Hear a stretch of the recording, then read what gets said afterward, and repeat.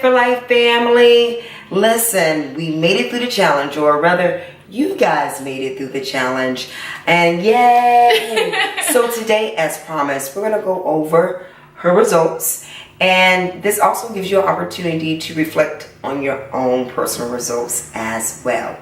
I also want to address some of the nutritional questions that you guys have and some of the fitness questions. So thank you so much for getting on social media. We have your questions and we'll make sure that we're going to answer a few of those.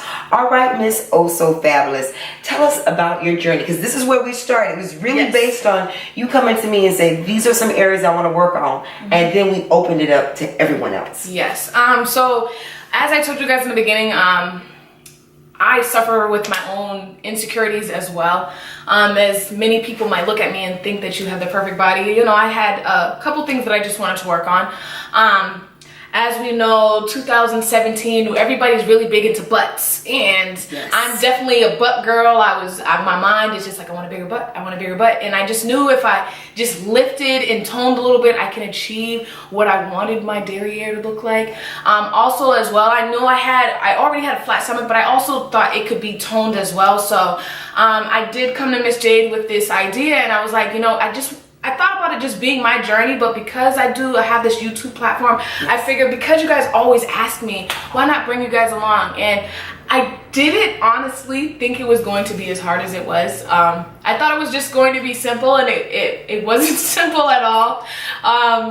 It was definitely challenging. I thought it was way more challenging than I thought it was going to be. The main thing that I thought was the most challenging part is keeping up with it. There's many days that I was just like, I don't want to do this today. I just don't want to do this. But it was like, because we had an end goal that we wanted to, have results for, I had to keep up with it. And I feel like with anything in the fitness world, especially if you're trying to lose weight or get to a certain goal, the hardest part is sticking with it and keeping up with that routine. And that was definitely the hardest from me, especially like, you guys know we work all day, and then it's like, oh, I've been on work all day, I don't want to go home and work out, I just want to just eat and go to bed. Like, that was one of the most challenging things, was keeping up with it, making sure that I stuck to my 4-day minimum. Also the eating, the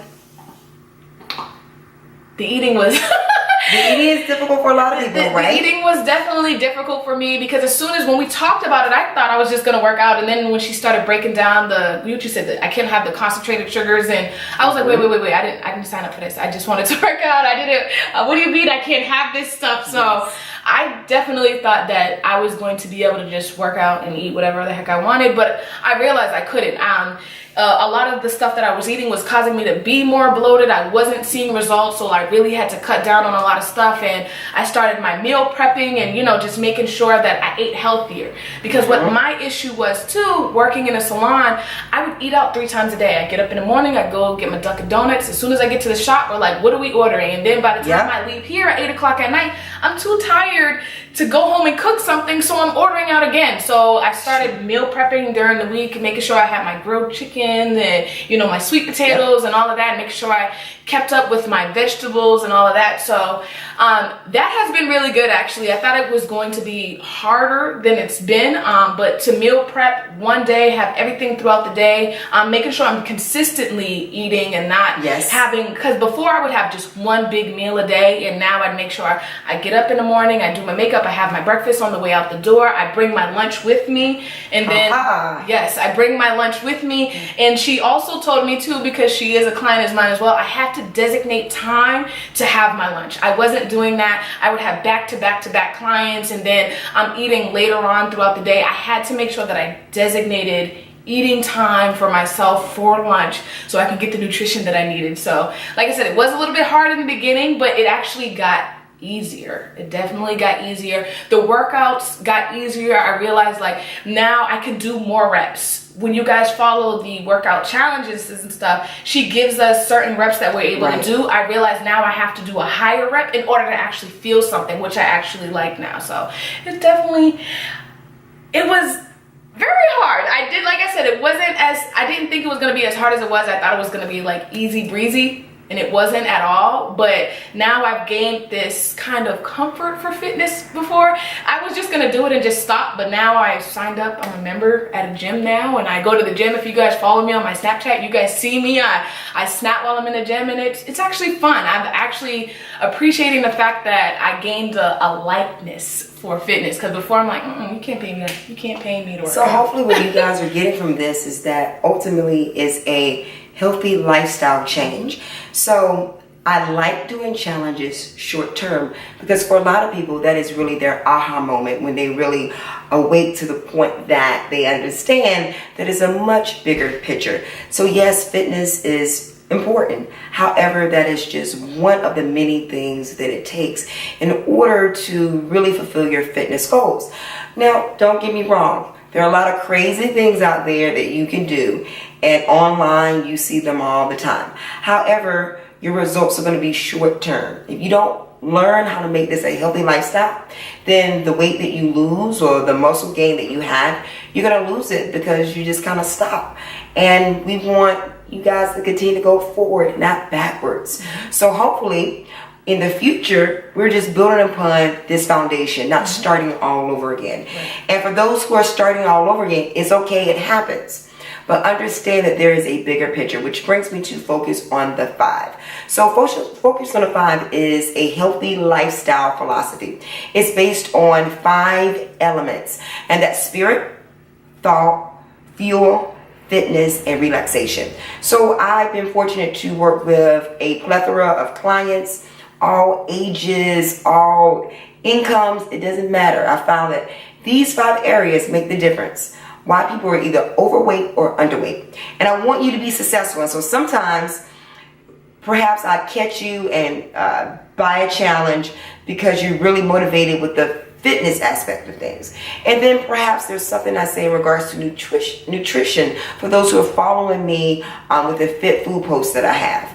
However, no matter what kind of gets you at that moment, I really want you to understand that it's a holistic approach, and it's really about whole body wellness. And that is where you're at this point, that you understand that. Because initially, like you said, you wanted to do this challenge, you were thinking about the end results, and during the process you figured out, wait a minute, there are some other things that I need to address, which leads us to... So to start off for nutritionist questions, one of the main things that she told me, as I mentioned to you guys, was the concentrated sugars, which breaks down to the carbohydrates. So can you explain to them basically what the good versus the bad carbohydrates, which you was explaining to me in the beginning, what I could and couldn't have?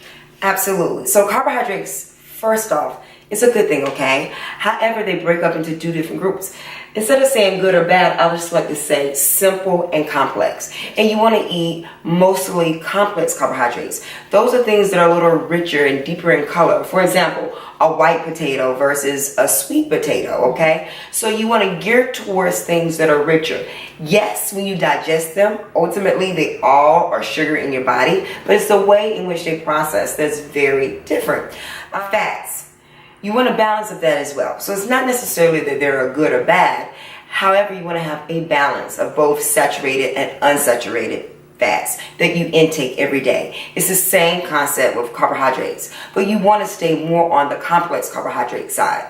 So regardless, you need those things. It really comes back to the basic food groups, okay? So regardless of the style of eating, so for some people, they don't eat meat. For some people, they don't eat dairy.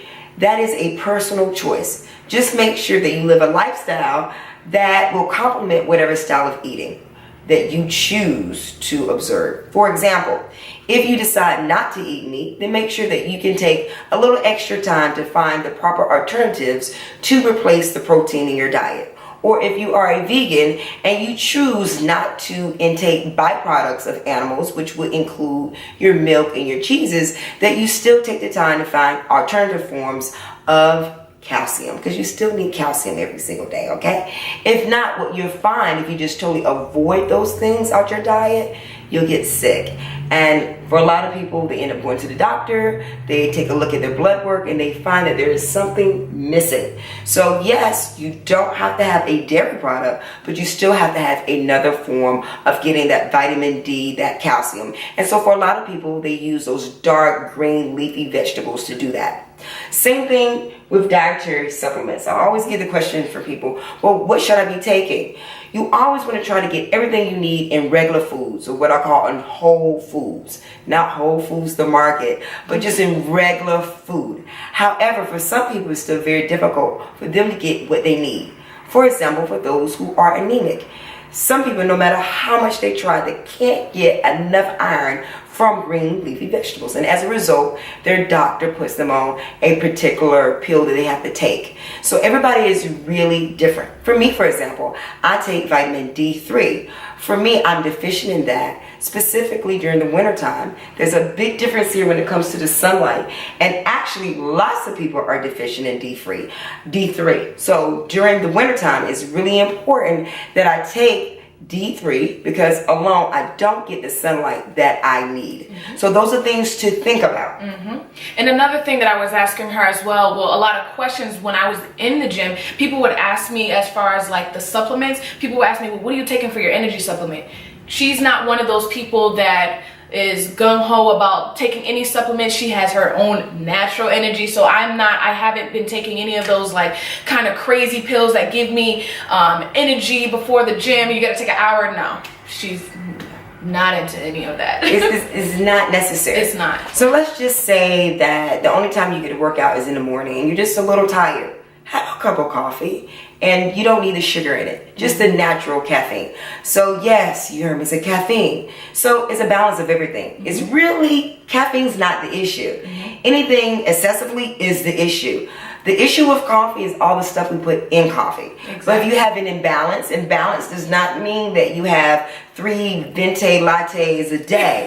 But the cup of coffee itself, the coffee, it's okay. Just a regular cup of coffee without all the sugar and all of that will give you that extra little energy that you might need. It's not necessary to purchase all of those energy products. If you read on the back and you see what's in it, you see all these long words that you can't pronounce, those things are not good things that you really want to put in your body, and it just becomes a habit for you.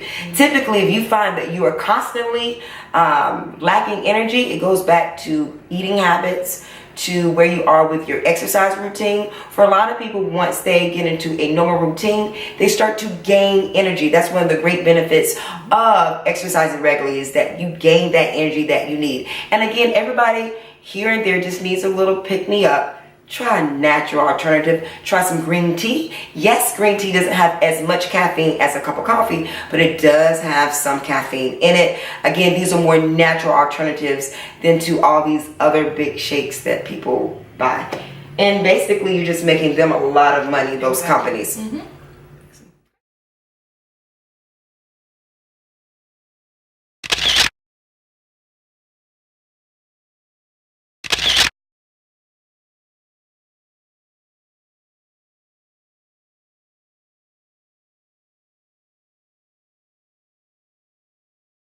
Are my results.